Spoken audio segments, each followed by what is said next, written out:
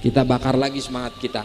Ayo kita hidupkan syiar agama di kampung kita, hidupkan syiar majelis-majelis ilmu. Kita dukung ulama-ulama kita, guru-guru kita nang melajariakan ilmu di kampung kita. Lamun kita kada kawa belajar lawan tuan guru tuh, minimal kita mendangarakan barang. Bila kita kada kawa mendangarakan, minimal mencintai. Mencintai ini maksudnya mendukung.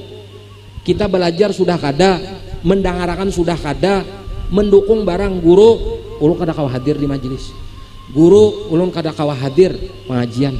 Tapi pian bila parlu napa-napa bapak aja. Pian perlu fasilitas apa, ulun umpat bebuat, minimal mendukung barang ulun.